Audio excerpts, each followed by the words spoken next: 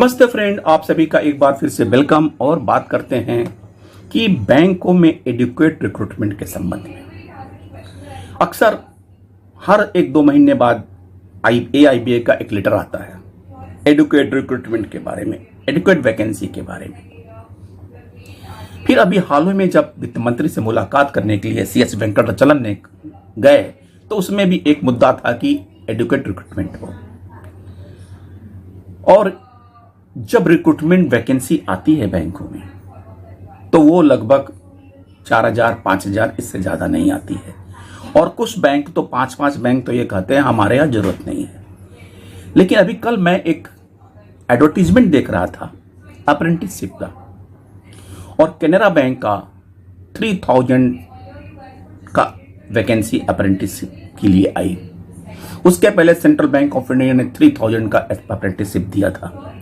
Just उसके पहले Indian bank ने 1,500 का दिया था। और विभिन्न bank of Baroda, union bank, सारे बैंकों के 3-3 हजार के अप्रेंटिसशिप की वैकेंसी आ रही है। और प्रॉपर जो भी गाइडलाइंस हैं अप्रेंटिसशिप एक्ट 1961 के अंतर्गत, अगर बैंकों में 3-3 हजार अप्रेंटिसशिप आएंगे तो बैंक क्लर्कल वैकेंसी क्रिएट कैसे करेगा। अभी कुछ दिन पहले आपने पढ़ा होगा कि बैंकों में कास्ट एक्सपेंडिचर कास्ट जो स्टाफ के ऊपर डबल हो गया। उसका मेन रीजन यही भी था कि क्लर्कल कैडर में कमी और मिडिल मैनेजमेंट ग्रेड में बल्क स्टाफ का होना। तो ये अप्रेंटिसशिप की भर्ती के लिए जब होगी तो रिक्रूटमेंट होगा कहां से।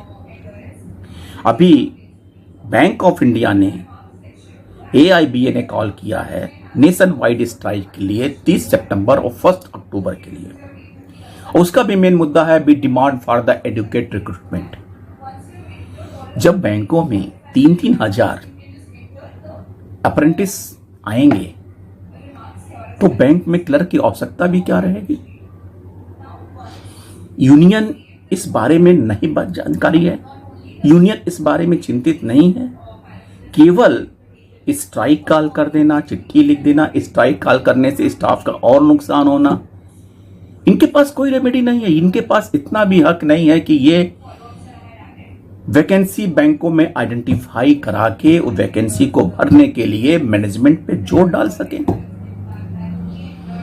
आखिर ये क्या हो रहा है बैंक्स में।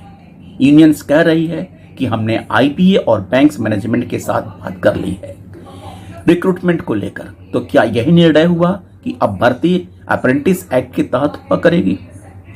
एक नजर 2022 से अब तक के अप्रेंटिस भर्ती पर देखें।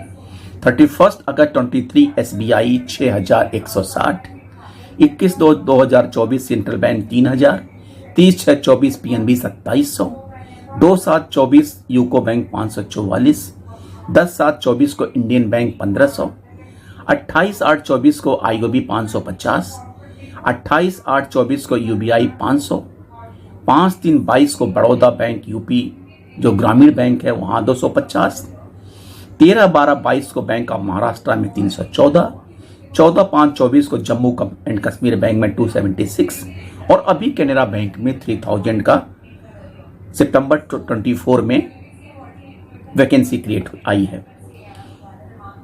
बैंक्स पहले से ही भर्ती नहीं करना चाहती थी। यूनियंस के दबाव में आकर बैंक्स ने एक लूप होल ढूंढ लिया भर्ती को लेकर। अब यूनियंस ने भी बैंक्स को नहीं कह सकती कि भर्ती नहीं हो रही है। पिछले दिनों बैंक्स में शुरू हुई नई परंपरा आप सभी का ध्यान आकर्षित किया था कि अब बैंक्स ने परमानेंट भर्ती ना करनी पड़े, इसके लिए एक लूप लाइन ले लिया। बैंक्स ने अब तक 1 साल के लिए अप्रेंटिस एक्ट के तहत भर्ती करना शुरू कर दिया। जो फिर अप्रेंटिस एक्ट के तहत अप्रेंटिस सर्टिफिकेट दिया था, अतः कोई इन भर्ती को इस आधार पर इनवैलिड नहीं करार दे सकता कि ये अप्रेंटिस एक्ट के तहत की गई है।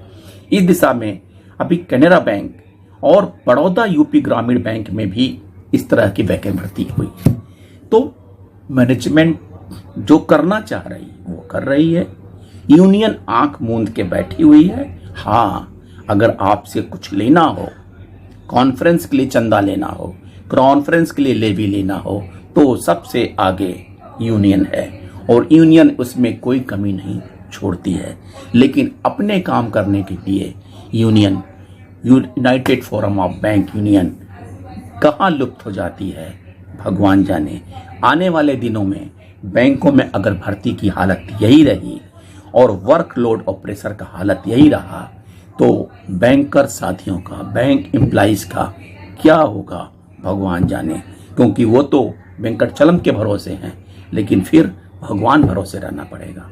थैंक यू, नमस्ते।